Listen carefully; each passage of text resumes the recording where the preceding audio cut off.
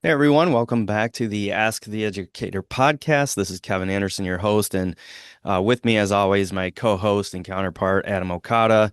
And for this episode, we are going to get into a very interesting topic, and I'm excited to get into it. And for this episode, we have some special guests to speak on ADHD in sterile processing. So I'm really excited to introduce to you Tiffany Reece and Jake McHugh.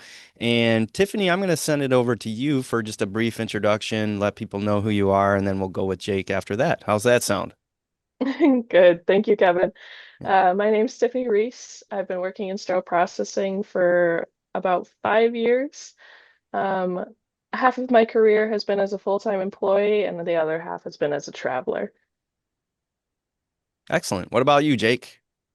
Hey, I'm Jake McHugh. I work for Agility as a training specialist, and I've been in the sterile processing industry for probably about 18 years now. Everything from working at a hospital, instrument specialist, tracking system coordinator, and now as an education specialist.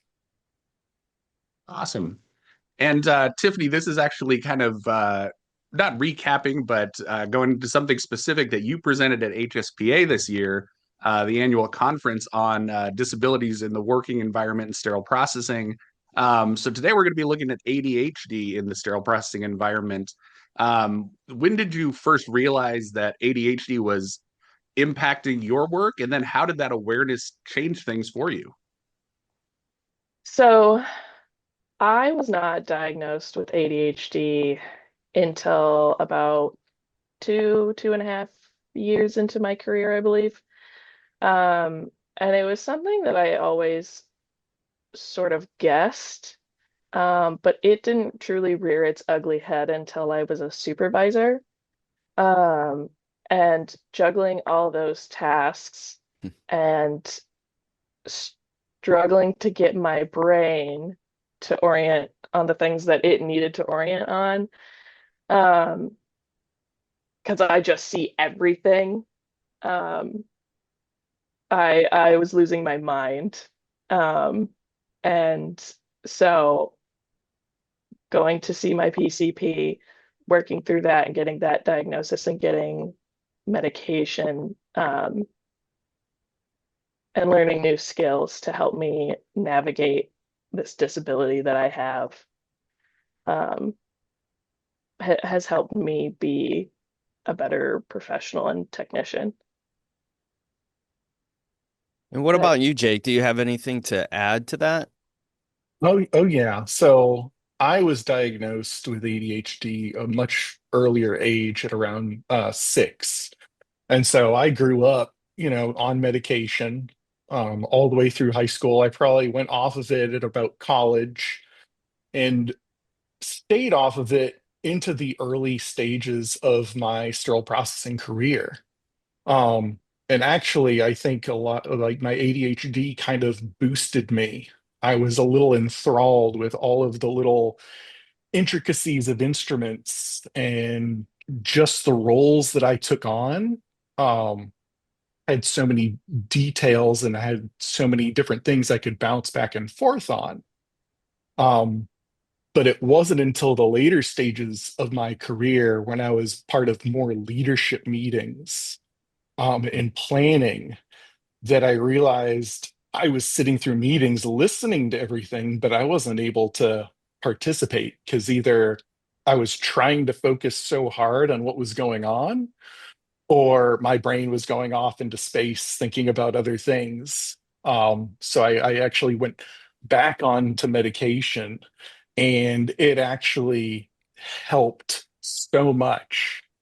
Um, Not to say that I still didn't have struggles, um, but moving forward, I was able to actually participate a lot more. That's really interesting. And I'm hoping that our listeners, maybe they're not formally diagnosed with ADHD, but in some amount or some measure, they could probably relate to some of this because, the way we consume content these days is so bite-sized and so constant. Even if you're not diagnosed with ADHD, you probably have experienced some reduction in attention span and have a hard time sitting through an hour lecture or something like that and can relate to some of this. What I found interesting about what both of you said was it seems like the ADHD might have been a little bit of a strength in just regular day-to-day sterile processing technician work, but when it came to meetings and leadership and seeing all the different projects in front of you that you needed to accomplish, that's when it really started to kind of get in the way, and managing all of that becomes more of a challenge, and then which makes a whole lot of sense. I have a feeling that even though I've not been formally diagnosed with it, I know a lot of family members have, and I probably struggle with some of these things too. And I think I would agree with you, and at least from my experience, when I worked in the operating room, that was like right up my alley. There's constant movement, constant things going on, different things happening, and I thrived in that environment. But then when you move over to leadership, it's like, oh, now I got to manage all this stuff on my own and figure out how all these pieces work together and all of that. So, interesting insights on that. So, back to you, Tiffany. What, if any, strengths do you think your ADHD has brought to your role currently? Um, while it can definitely be a disadvantage at times, I do think that sometimes the hyper focus that I can get on things can be very beneficial. I'm very good at deep diving, Mm. um, and researching topics. I like to have all the information, and um, I I find it easy to go a little crazy on that. That's awesome. What about you, Jake? I'm very similar situation, especially if it's something that I'm really enthusiastic about. When the new ST91 came out, when water quality ST108, it sparked something inside me, and I just wanted to absorb everything. Mm. Meanwhile, all of a sudden, somebody has some questions on laparoscopic instruments, and it can be kind of like nails on a chalkboard of trying to find certain information that, is important. I probably know the answer already, but of course, you always want to go back and double check whether that's the IFU or a standard. And sometimes it's a little harder to take on those less enthusiastic projects. Yeah, I mean, and what I find interesting about this conversation is really like ADHD, it is a disability, but it doesn't have to be like a complete disadvantage. There are certain Mm. advantages to it. Like sometimes you can get focused during repetitive or detail heavy tasks. I'm going to switch it up and I'm going to send this question to Jake first. So, how does your ADHD affect your ability to focus during things like, inspection or doing something that does require a lot of attention?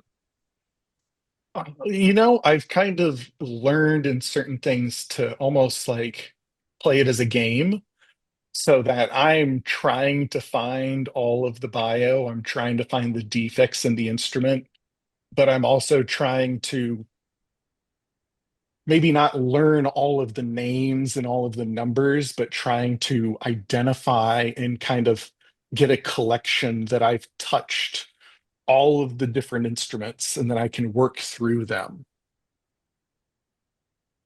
Yeah, same question to Tiffany. Um, I think when we think of term like in the terms of assembly, you know, I I can focus really well in assembly as long as I'm not interrupted. If I'm if I can switch my brain into that mode, I can switch my brain into that mode, but as soon as it's interrupted, I struggle with that. But um, you know, I've always been the one to be able to find, you know, small pits and tiny engravings. So, Yeah, that's awesome. And I think that's a great point or a great place to transition uh, to what kind of changes would you like to see in sterile processing that would maybe better support neurodivergent professionals that struggle with these kinds of things. And I think you already touched on one, but I'm interested to see what you hear, see what you say, Tiffany, about potential changes in SPD. Um, oh, sorry.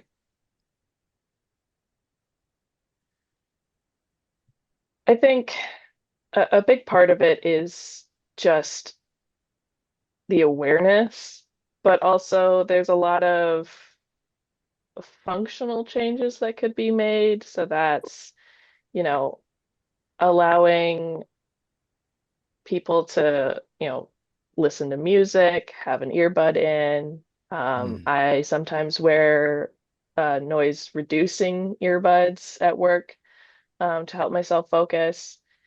Small things like that. Um, you know, there could be a restructuring of your job assignment duties. I worked in a facility where if you were on assembly, you wore a red bonnet and nobody was supposed to talk to you. Um, I've worked at other facilities where on assembly, you're also responsible for unloading the washers and answering the phone and going to unload trash. Um, so it's small things that really, in the end, kind of help everybody, not yeah. just us.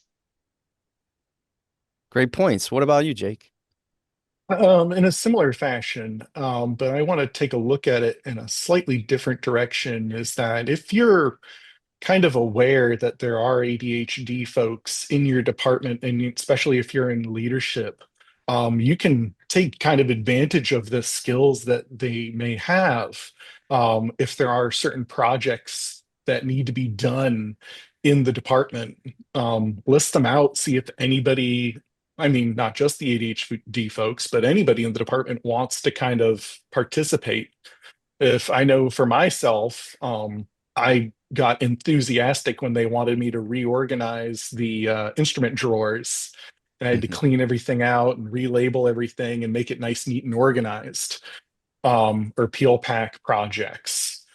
Um, so see if you can utilize that hyper focus ability on tasks that they really want to excel in. Yeah, and I suspect that there's probably a lot of people listening that are identifying with some of these things. Well, I think a lot of people with ADHD probably end up in sterile processing for some of these reasons because it is very detail oriented. I know I went crazy on a project where we had a bunch of implants and they were all out of order and in different areas of the department. And I put them in one rack and had them all numbered so that they were perfectly ordered because that was just something that I felt like was important and really wanted to do. But if somebody listening is hearing some of these things that we're saying and they suspect they might have ADHD and work in sterile processing, I'm going to send this over to Tiffany. If they think they might have ADHD, what would you want to tell that person?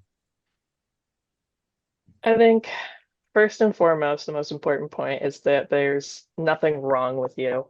Um, I think a lot of us struggle with feeling like we're broken because Mhm. we see how everyone else functions, and it's hard to sit with yourself and just be like, why can't I do that? There's nothing wrong with you.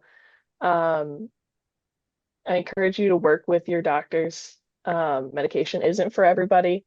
Um, but learning, you know, different coping mechanisms is a good avenue. But to close it out is, there's a lot of us. There's a lot of us. I've been to a lot of big Mhm. conferences, and ADHD is a pretty common problem, or common disability. So don't think you're alone. Yeah. And over to Jake, same question. And I mean, Tiffany, you hit the nail on the head. A lot of us we're not broken.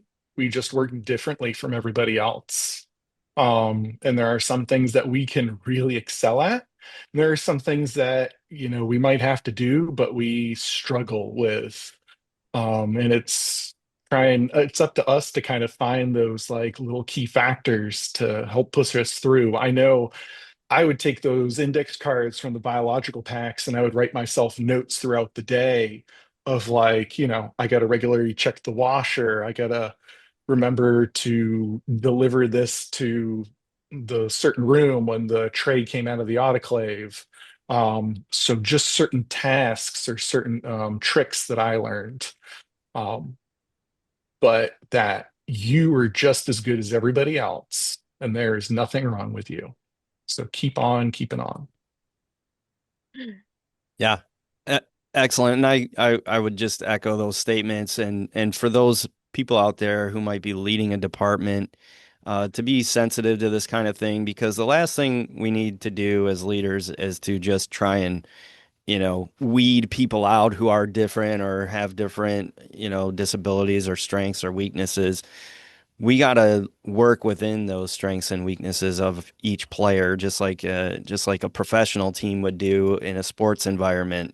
But not everyone is, equally strong in every single area, and that's part of the role of a leader, is getting the most out of your team regardless of what the strengths and weaknesses are of the makeup of that team. So, before we close it out, I just wanted to give you guys, if there's anything maybe you forgot to say or you'd like to say as a final thought on this topic, a real important topic that a lot of people can relate to. I wanted to give you that chance now. And so, Jake, why don't we start with you on that? Well, if there's anybody out there who is struggling with ADHD or might, you can reach out to me and I will be more than happy to kind of connect you with some of the resources that I have had that have helped me, YouTube, Patreon, some other books and learning materials to kind of identify the strengths and challenges that I have and how to kind of tackle them together. Excellent. What about you, Tiffany? I mean, Jake kind of stole my Still your my thunder? thoughts. Yeah, stole my thunder. It's the same thing. I put in my presentation, my LinkedIn, anybody can reach out to me. I'm very open with it. And I'm always here to help. Yeah, Excellent. and thank you both for talking about this. It is kind of a sensitive topic, but I think it's really important and it might actually really help some people out there to know they're Mm, not alone working in a sterile processing environment. So, Tiffany, thank you for your presentation. Jake, thank you for being on the podcast, for both of you actually. And we'll see thank everybody you. on the next one. You have a great one, you guys. Thanks, you guys, for having me on. Thank you. Of course.